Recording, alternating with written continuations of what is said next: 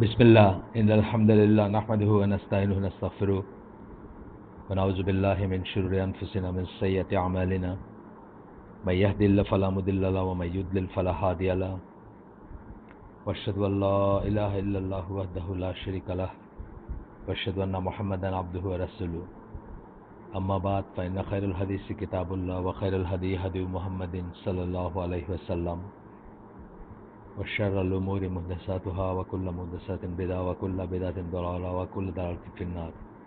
আসসালামু আলাইকুম ওয়া রাহমাতুল্লাহি ওয়া বারাকাতুহু। আমরা গতদিন যেখানে শেষ করছি সেখান থেকে ইনশাআল্লাহ শুরু করব। আমরা এই পর্যায়ে পড়তেছিলাম যে ঈমান সম্বন্ধে আমাদের আকীদা কি হবে বা ঈমান সম্বন্ধে আমাদের ঈমান কি হবে বা ঈমান সম্বন্ধে আমাদের জ্ঞাতব্য কি হবে। এইখানে এটা এইজন্য ইম্পর্টেন্ট যে আমরা বললাম যেমন গতদিন যে ঈমান কাকে বলে এইটা নিয়েই মুসলিম উম্মার ভিতরে বিরাট বিভক্তি আছে এবং একদল মানুষ বিপথগামী হয়ে গেছে এবং তাদেরকে আহলে সুন্নাত জামার অংশ মনে করা হয় না। আমি যেমন উদাহরণস্বরূপ বললাম, মুরজিয়াদের কথা বললাম। এইভাবে দেখবেন যে ঈমান নিয়ে আমরা যত ডিসকাস করতে যাব, ঈমানকে কেন্দ্র করেই দেখবেন যে অনেক বিভক্তি আছে এবং সেই বিভক্তির ভিতরে অনেক মানুষ হয়তো প্রায় ইসলাম থেকে বের হয়ে গেছে বা একদম ডেভিয়েন্ট হয়ে গেছে। যেমন কোনটাকে আমরা বলবো যে কতটুকু কতটুকু গেলে বা কতটুকু কি করলে বা কোন অবস্থাতে আমরা বলবো যে এই মানুষটার ঈমান হারায় গেছে বা এই মানুষটার মুসলিম নাই বা এই মানুষটা কাফের হয়ে গেছে বা এই জিনিসগুলো নিয়ে দেখবেন আমরা আগে পড়ছি, আপনাদেরকে শোনাইছি কিছুটা, যে খারেজি, মুতাজিলা, শিয়া, মুরজিয়া, আশারি, মাতুরিদি, কত ভাগে মানুষ বিভক্ত হয়েছে।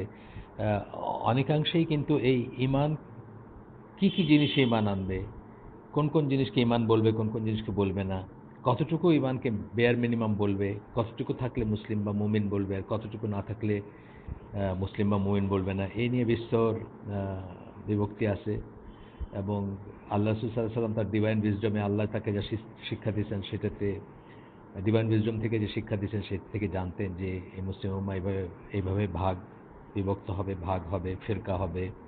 সেই জন্য এই হাদিসটা আসছে, সেই ৭২-৭৩ ফেরকার হাদিসটা, যে তার উম্মাহ ৭৩ ভাবে বিভক্ত হবে, তার ভিতরে একটা জান্নাতে যাবে, বাকিগুলো জাহান্নামে ল্যান্ড করবে বা জাহান্নামে গিয়ে মানে পতিত হবে। রাস্তাগুলা বা ফেরকাদের কথা বলছেন বা আরও আমরা আপনাদের এইগুলো নিয়ে বলছি কথা আগে, ঠিক আছে। তো এই জন্যই ঈমানের ব্যাপারগুলা, ঈমান সম্বন্ধে আমাদের বিশ্বাস কী হবে সেটা অত্যন্ত ইম্পর্ট্যান্ট একটা জিনিস। তো আমরা দেখি একটু আগাই। গতদিন আমরা যেখানে শেষ করছিলাম সেটা ছিল যে অন্তরের কথা এবং মুখের কথা, অন্তরের কাজ,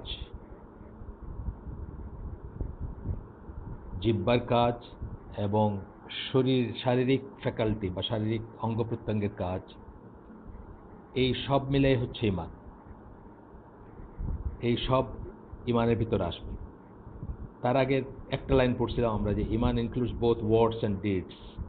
ঈমান কথা এবং কাজ দুইটাকেই ধারণ করে বা দুইটাই আসে এটার ভিতরে, ঈমানের ভিতরে, ঈমানের ডেফিনেশনের ভিতরে আসবে। তারপরের লাইনটা ছিল ওয়ার্ড যখন বলল, কিসের ওয়ার্ড, কথা কিসের কথা, অন্তরের কথা, মুখের কথা, জিহ্বার কথা। কাজ কিসের কাজ, অন্তরের কাজ, জিহ্বার কাজ এবং শারীরিক অঙ্গ প্রত্যঙ্গের কাজ। আচ্ছা, এটার একটু এক্সপ্লেনেশন দিচ্ছেন এরপরে। অন্তরের কথা কি?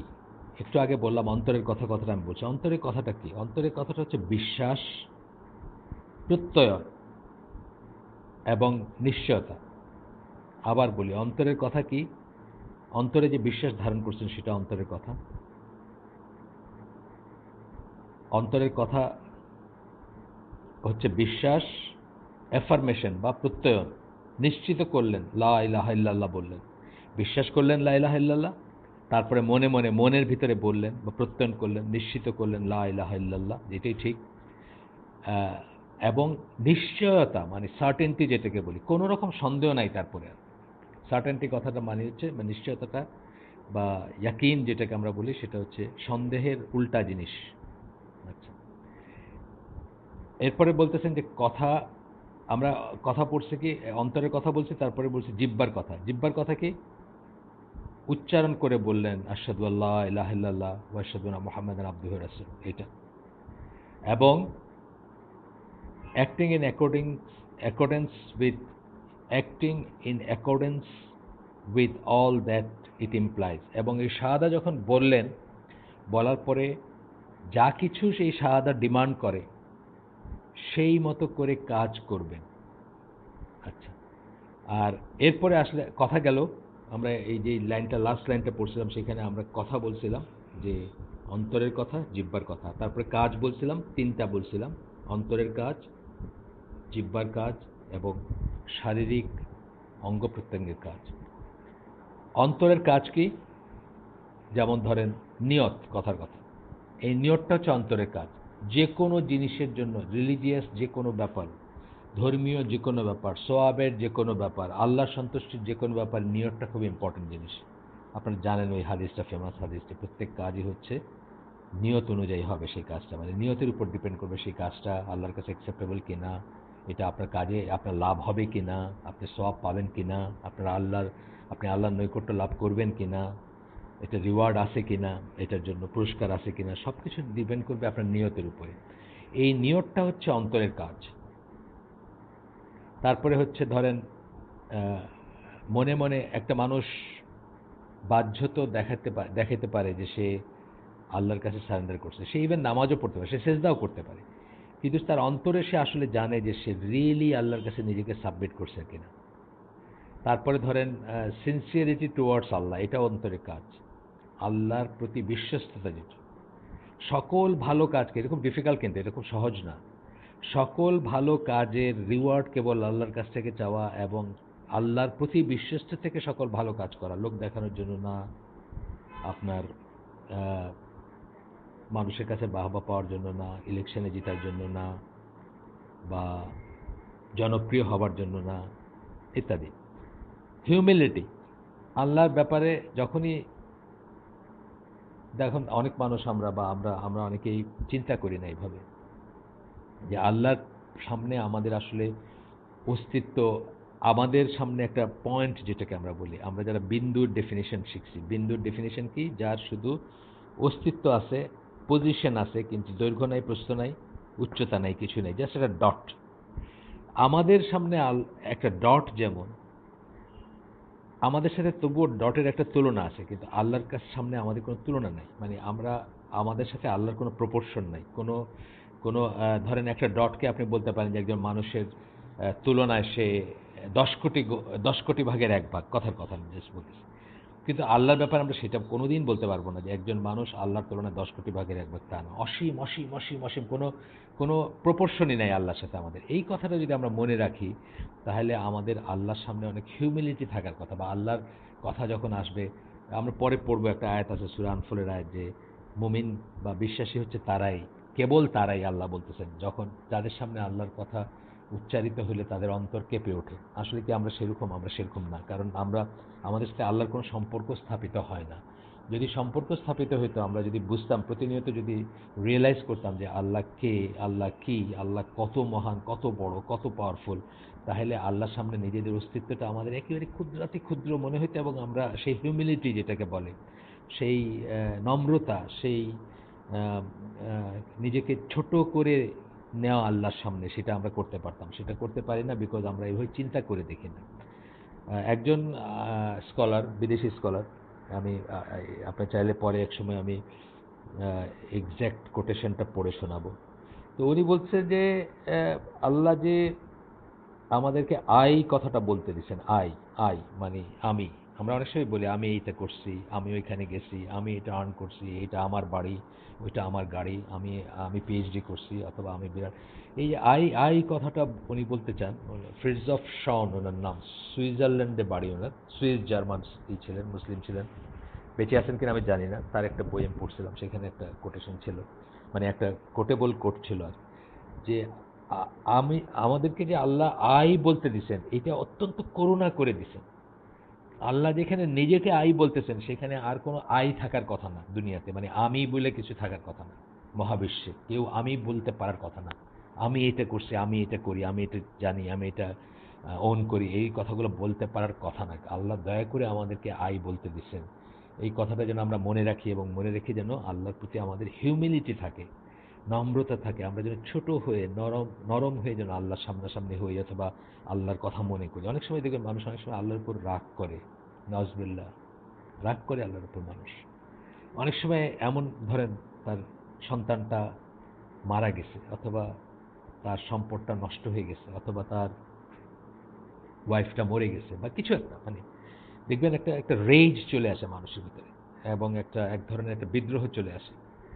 নজবিল্লা, এটা মানে একেবারেই শয়তানের চরিত্র যদি আমাদের ভিতর থেকে থাকে। আমরা এটাকে আস্তে আস্তে তাসকিয়াতুল নফস যেটাকে বলে, আমরা আস্তে আস্তে এটাকে আমাদের নফসটাকে আমাদের সেলফটাকে আমরা পিউরিফাই করে ফেলবো এবং নিজের ছোটত্বটা মানে আল্লাহর ভিসাভিস আল্লাহ আমাদের যে ছোটত্ব সেটা আমরা সবসময় মনে রাখবো এবং প্রতিটা অবস্থায় মনে রাখতে চেষ্টা করব।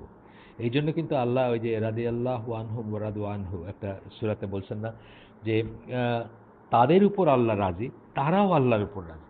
এটা কিন্তু অত্যন্ত ইম্পর্টেন্ট জিনিস। আপনার উপর আল্লাহ রাজি হবেন যেমন যেমন মানে ডিজায়ার্ড একটা জিনিস। সাহাবীদের কথা বলতে গিয়ে আল্লাহ বলছেন এটা, অথবা যারা আল্লাহ বিশ্বাসীদের কথা বলতে গিয়ে আল্লাহ আমি যেখান থেকে বললাম সেটা হচ্ছে আপনার সূরা বাইয়িনা। আর এছাড়া সূরা তওবাতেও বলছেন বা অন্যত্র বলছেন যে সাহাবীদের কথা বলতে গিয়ে বলছেন যে আল্লাহ তাদের উপর রাজি, তারাও আল্লাহর উপর রাজি। এটাও খুব ইম্পর্টেন্ট জিনিস, কিন্তু তারাও আল্লাহর উপর রাজি। তারা আল্লাহর উপর রাজি হয় মানে তাদেরকে আল্লাহ যেখানে যে অবস্থায় দুনিয়াতে যা দিছেন যা দেন নাই সব কিছু মিলায় তারা বলবে আলহামদুলিল্লাহ। এটা কিন্তু খুব সহজ জিনিস না, বা আমাদের জন্য হয়তো সহজ না। আমরা এত দূরে সরে গেছি যে আমরা এটা রিয়েলাইজ করি না। এরপরে বলতেছেন যে অন্তরের কাজের ভিতর আরো বলতেছেন ভালোবাসা কার প্রতি? আল্লাহর প্রতি ভালোবাসা, টুয়ার্ডস আল্লাহ, আল্লাহর প্রতি ভালোবাসা এবং ভালো কাজ করার ইচ্ছা। সবসময় কিন্তু ভালো কাজ করতে নাও করতে পারেন, মানে আপনার তৌফিক না হইতে পারে, আপনি ইচ্ছাটা কিন্তু অলওয়েজ পোষণ করবেন। ভালো কাজ করার নিয়ত করে ফেলা বা ইচ্ছা করা অলমোস্ট এটা করার মতোই হয়ে গেল।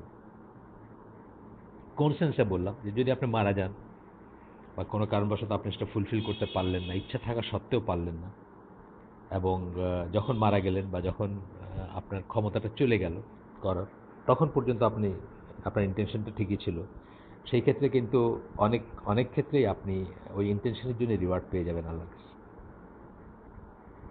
প্রায় ক্ষেত্রেই আপনি ইন্টেনশনের জন্য রিওয়ার্ড পেয়ে যাবেন। হয়তো দুইটা একটা এক্সেপশন থাকতে পারে, কিন্তু মোস্ট অফ দ্য কেসেসে আপনি ইন্টেনশনের জন্য পেয়ে যাবেন যদি রিয়েলি আপনার অপারগতা থাকে যে আপনি করতে পারলেন না। যেমন ধরেন ডক্টর সাইফুল্লাহর সাথে আমরা একটা একটা কোর্স করছিলাম, মৃত্যুর উপরে কোর্স। তো এখানে বলতেছিলেন যে যে মানুষ কারো কাছে পাওনা রেখে মারা যায় তার জন্য খুব দুঃসংবাদ বলতেছিলেন যে পাওনা এমনই একটা জিনিস যেটার জন্য অনেকের জান্নাত আটকায় যাবে, শহীদের পর্যন্ত জান্নাত আটকায় যাবে যদি তার কাছে কেউ পয়সা পায় বা টাকা পায়। তারপরে বলতেছিলেন যে কিন্তু একজন মানুষ সে ধার করছে, তার সম্পূর্ণ ইন্টেনশন আছে যে এই সময় যে সময় সে কথা বলছে সেই সময়ের ভিতরে সে সেই ধারটা ফেরত দিবে এবং সে সচেষ্ট ছিল, এই অবস্থায় সে মারা গেছে। তখন কি হবে? তো তখন আল্লাহ তার হয়ে তার ধারটা শোধ করে দিবেন কিয়ামতের দিন। তো এই যে ব্যাপারটা যে ইন্টেনশন ছিল তার যে সে রিয়েলি সেটা, বা নিয়ত ছিল তার যে সে রিয়েলি শোধ করে দিবে তার ধারটা, সেজন্য কিন্তু সে ওইটার দায় থেকে মুক্ত হয়ে যাবে যদিও সে ধার শোধ করতে পারে নাই। আচ্ছা, এরপরে দেখেন, এরপরে আসতেছে এগুলো পয়েন্ট ওয়াইজ বললেন, আমি একটু আপনাদের সাথে একটু গল্প করলাম বা একটু একটু বেশি করে বললাম, ওনারা পয়েন্ট ওয়াইজ বলছেন জাস্ট। এরপর বলতেছেন এই চ্যাপ্টার এই পরিচ্ছেদ যেটা, এই পরিচ্ছেদের বা এই চ্যাপ্টারের আসলে প্রত্যেকটা লাইন বাদ দেওয়ার মতো খুব কম আছে, তারপরে আমরা কিছুটা স্কিপ করে পড়বো। এখানে বলতেছে তারপরে the actions of the tongue and physical faculties, হার্টের অ্যাকশন কিন্তু বললেন এতক্ষণ। আমাদের সেই আদি লাইনটা যেটাতে আমি আসতে শুরু করছিলাম সেটাই ফিরে যাই। কি বলছি আমরা? The words of the heart and the tongue, মানে বলছিলেন যে প্রথমে বলছিলেন যে ইমান হচ্ছে কথা এবং কাজ দুইটাই বলে, তারপরের লাইনটা বলছিলেন যে কিসের কথা? অন্তরের কথা, জিহ্বার কথা। আর কিসের কর্ম বা কিসের আমল বা কিসের কাজকর্ম, সেটা বলতে গিয়ে বলতেছেন জিহ্বার কাজকর্ম, সরি, অন্তরের কাজকর্ম, জিহ্বার কাজকর্ম এবং ফিজিক্যাল ফ্যাকাল্টির কাজকর্ম। এখন কিন্তু আমরা জাস্ট অন্তরের কাজকর্মটা শেষ করলাম। অ্যাকশন অফ দ্য হার্ট, এই কথাগুলো বললাম এতক্ষণ, লাস্ট কথাগুলো যেগুলো বললাম ওইগুলো। এখন অ্যাকশন অফ দ্য টাং রইল, আর action of the physical faculty বাকি রইল। Action of the tongue, actions of the tongue বলতে গিয়ে বলতেছে মানে জিহ্বার কাজকর্ম এবং ফিজিক্যাল ফ্যাকাল্টির কাজকর্ম বা শরীরের অঙ্গ প্রত্যঙ্গের কাজকর্ম involve doing that what is commanded and avoiding that which is forbidden. এটাতে কি আছে? দুইটা জিনিস আছে, মানে দুইটা জিনিস এটার সাথে সম্পৃক্ত। একটা হচ্ছে আল্লাহ যা করতে বলছেন সেগুলো করা, আর আল্লাহ যা নিষেধ করছেন সেগুলো থেকে বেঁচে থাকা। আমাকে কয়দিন আগে আমাদের এক দিনী ভাই, উনি আপনার তার অফিসের কোনো কলিগ বা ইসের কথা বলতেছেন যে উনি মোটামুটি ধর্মকর্ম পালন করেন, কিন্তু হয়তো ফিক বা হাদিসের রেফারেন্স ইত্যাদি থেকে উনি একটু হয়তো অধৈর্য হয়ে বলছেন যে আহ, এত হাদিস, এত এত দলিল, এত কথার কি দরকার, মানে দিনটা তো সিম্পল হইলেও পারতো বা হইলে পারে, এরকম একটা কথা বলছেন। তো আমাকে যিনি ওনার কথাগুলো কোট করে দিয়েছেন, উনি আমাকে জানতে চাইছেন যে আমাদের কি করণীয়, এরকম একটা লোককে আমরা কি বলতে পারি বা কি নসিহা করতে পারি সেটা। তা আমি বললাম যে দেখেন, আমি ওনাকে এক সেন্টেন্স বলতে পারতাম, এক সেন্টেন্সে গোটা ইসলাম সামারাইজ করে দিতে পারতাম। মানে ওই যে উনি বলতেছিলেন যে আমরা তো করলেই পারি, মানে কি কি করণীয় সেটা করলেই পারি, এত হাদিস, এত দলিল, এত ইসের কি দরকার, মানে অনেক ঝামেলা মনে হচ্ছে ওনার কাছে ভাই। তখন আমি বললাম দেখেন, আমি তো এক সেন্টেন্সে বলে দিতে পারতাম যদি ওনার জ্ঞান থাকতো। আমি বলতে পারতাম যে আল্লাহ যা আদেশ করছেন তা করেন, আর আল্লাহ যা নিষেধ করছেন সেটাতে বিরত থাকেন। এক সেন্টেন্সে শেষ, একটা অ্যান্ড মাঝখানে লাগে, দুইটা ভাগ করে এক সেন্টেন্সে শেষ। কিন্তু কথা হচ্ছে যে আল্লাহ কি, আপনার তো জ্ঞান নাই, আল্লাহ কি করতে বলছেন এটার যেমন জ্ঞান নেই, কি নিষেধ করছেন সেটারও জ্ঞান নেই। এইখানেই চলে আসবে হাদিসি বলেন অথবা দলিল বলেন বা কারো মুখ থেকে শোনা বলেন বা কোনো স্কলার থেকে জেনে নেওয়া বলেন, এই কাজগুলার এই ব্যাপারগুলোর প্রয়োজনীয়তা আসবে এখানেই যখন আহ, উনি বুঝবেন যে আল্লাহ কি করতে বলছেন সেটাও উনি জানেন না এবং আল্লাহকে নিষেধ করছেন সেটাও উনি জানেন না। এটার জন্য জ্ঞানের দরকার আছে। আর সেখানেই আসতেছে হাদিস, দলিল, স্কলার বা আরও কোরআন বা আয়াত, এইসবের ব্যাপার আসতেছে। আসেন আমরা একটু আগাই। এখানে খুব সুন্দর একটা একটা কোটেশন, ইমাম আল আউজাই, সুফিয়ান আস-সাউরি,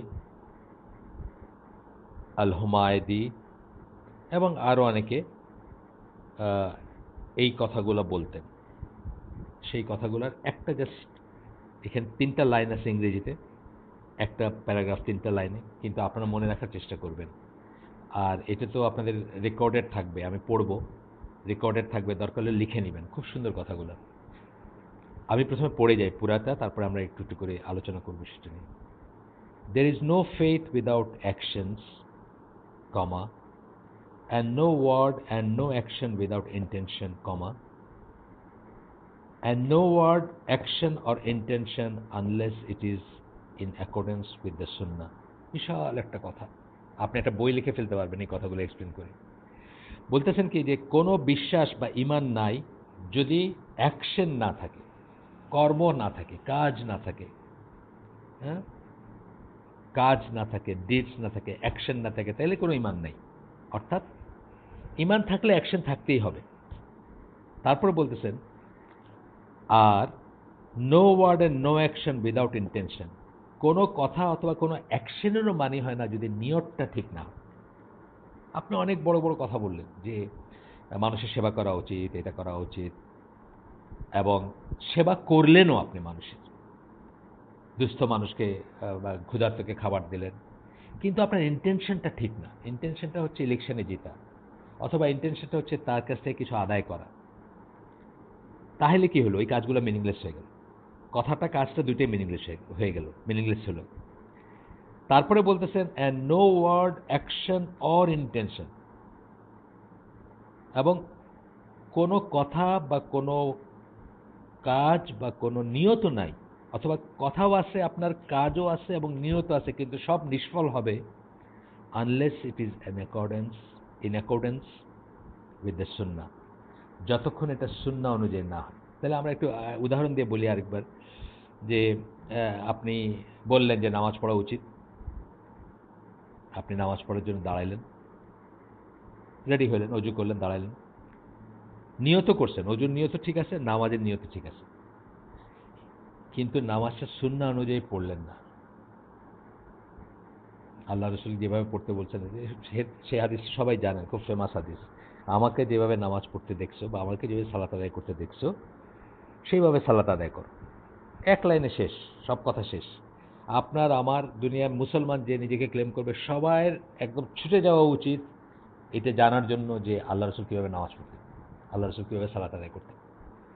ওই যে উদাহরণটা দিলাম যে আপনি যে কথা বললেন যে হ্যাঁ আমি মানি ফরজ মানি যে সালাদটা ফরজ, এটা হলো আপনার ওয়ার্ড, মুখের কথা। অ্যান্ড দেন আপনি অ্যাকশনে যাচ্ছেন, অর্থাৎ আপনি অজু করতেছেন, আপনি মসজিদে গেছেন, আপনি সালাতে দাঁড়াইছেন, ঠিক আছে, অ্যাকশন। এবং আপনার ইন্টেনশনটাও সঠিক যে আমি সালাত পড়বো, এই জন্য আমি দাঁড়াইছি, এই জন্য আমি আসছি, কিন্তু শেষ পয়েন্টটাতে আপনি ফেল করছেন, আপনি সুন্নাহ অনুযায়ী সালাত পড়েন না, তাহলে ওটারও কোনো মিনিং থাকবে না। এখানে হয়তো সুন্নাহ অনুযায়ী বলতে আমরা হয়তো মনে করতেছি যে সালাতের ভিতর কতগুলো ফরজ, কতগুলো ওয়াজিব, কতগুলো সুন্নাহ থাকে বা এরকম, সেই সুন্নাহ বলা হচ্ছে না। ওভারঅল সালাদটা আল্লাহ রসুলের নির্দেশিত পথে আপনি করলেন। আপনি হয়তো শুনে অবাক হবেন যে এই মুহূর্তে দুনিয়াতে এমন মানুষ আছে যাদেরকে আমরা, যারা কোরআন অনলি বা কোরআনিয়ন, যাদের ভিতর অনেকেই মনে করেন যে কোরআনে তো উঠা বসার কথা বলা নাই, সালাত কায়েম করার কথা বলা হয়েছে। সুতরাং আমি মনে মনেও সালাত পড়তে পারি, আমাকে মসজিদে যাওয়ার দরকার নাই, রুকুতে যাওয়ার দরকার নাই, সেজদায় যাওয়ার দরকার নাই, এটা মনে মনে করা যেতে পারে। এরকম বহু মানুষ কিন্তু মনে করেন ফিজিক্যাল সালাতের দরকার নেই, এরকম মনে করেন।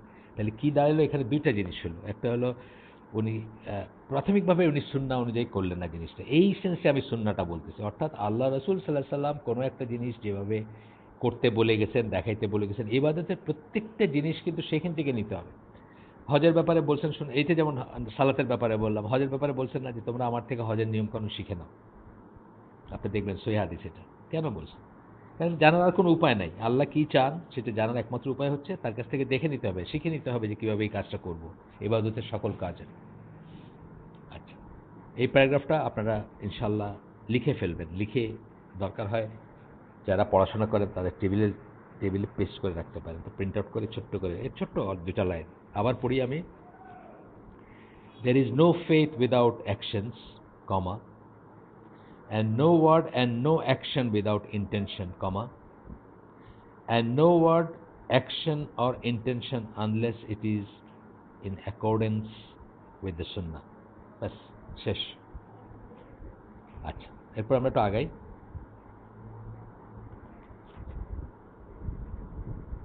এইটার কথা আমি আগে বলে ফেলছি আপনাদের। আল্লাহ কিন্তু ঈমান কার আছে এটা ডিফাইন করতেছে, ভয়ঙ্কর কিন্তু। আপনি শুনলে বুঝবেন যে আমাদের সবার একটু চিন্তার ব্যাপার আছে, সবাইকে একটু নিজের ভিতরে তাকায় দেখার ব্যাপার আছে। সূরা আনফালের 2 থেকে 4 নম্বর আয়াত, 2, 3, 4, আল্লাহ বলতেছেন, বিশ্বাসী তো কেবল তারাই, অথবা বিশ্বাসী হচ্ছে কেবল তারাই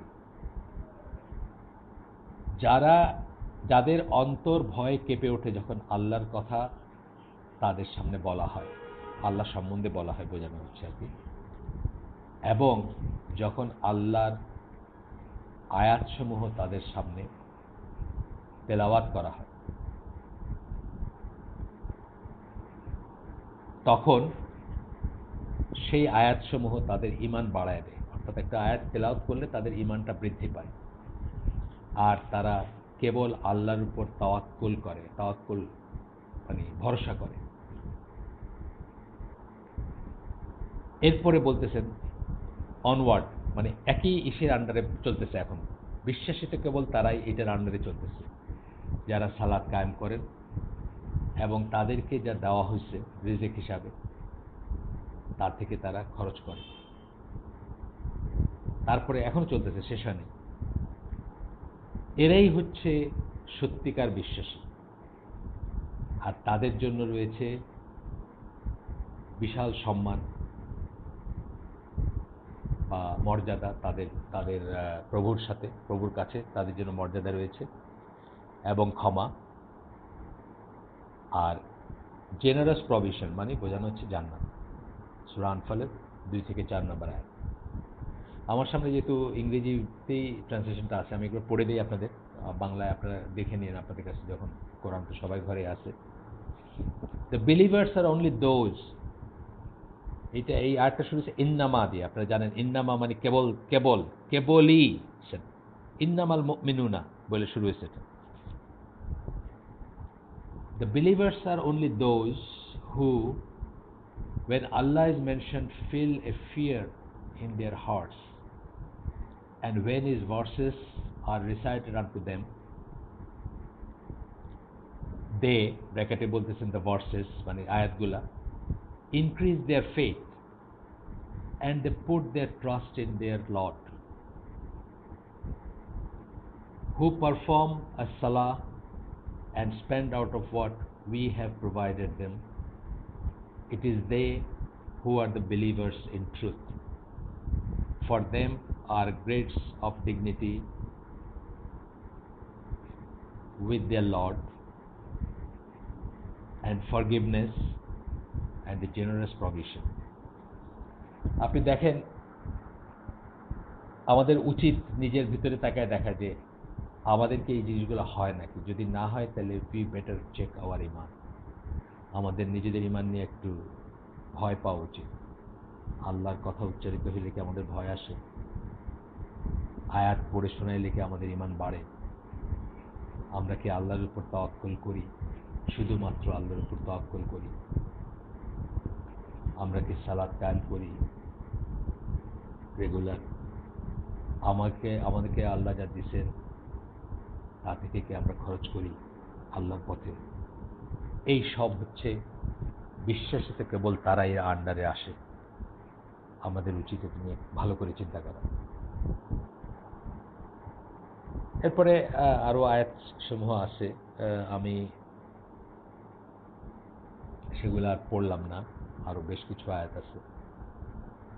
আমরা আজকের জন্য, কারণ আমি এটা ফাস্ট যাইতে চাই না, আমি চাই যে আমরা স্লো যাব এবং আমরা প্রত্যেকটা স্টেপ জীবনে ধারণ করার চেষ্টা করবো ইনশাল্লাহ। এবং স্লো যাব বলতে আমাদের ফার্স্ট গিয়ে তো কোনো লাভ নেই, আমি তো এখানে কোনো করতেছি না, মানে কোনো কম্পিটিশনে নাই আমরা, বা কোনো একটা কিছু আমাদেরকে পুরস্কার দেবে সেটার জন্য। আমরা পুরস্কার চাই শুধু আল্লাহর কাছে। সো আমরা আজকের জন্য এখানে শেষ করে দিব ইনশাল্লাহ। এর পরের দিন এই চ্যাপ্টারটা এখন শেষ হয় নাই, এই চ্যাপ্টারটারই বাকি অংশটুকু আমরা ইনশাল্লাহ পড়ার চেষ্টা করবো এর পরের দিন। সুবহানাকা আল্লাহুম্মা বিহামদিকা আশহাদু আল্লা ইলাহা ইল্লা আনতা আস্তাগফিরুকা ওয়া আতুবু ইলাইক। আমরা যা পড়লাম, যা শুনলাম, এর ভিতর ভালো কিছু শুনে থাকলে সমস্ত প্রশংসা আল্লাহর, আলহামদুলিল্লাহ। আর খারাপ কিছু শুনে থাকলে সমস্ত ব্যর্থতা আমার এবং সেটা শয়তানের তরফ থেকে। আমরা চেষ্টা করব যেটুকুই শুনছি তার ভিতরে যেই জিনিসটুকু করণীয়, পালনীয়, স্মরণীয় সেটা সেভাবে নেওয়ার। যেটা পালনীয় সেটা পালন করবো, যেটা করণীয় সেটা করবো, যেটা স্মরণীয় মনে রাখার সেটা মনে রাখবো ইনশাআল্লাহ। আল্লাহ আমাদেরকে তৌফিক দেন। আসসালামু আলাইকুম ওয়া রাহমাতুল্লাহি ওয়া বারাকাতুহু।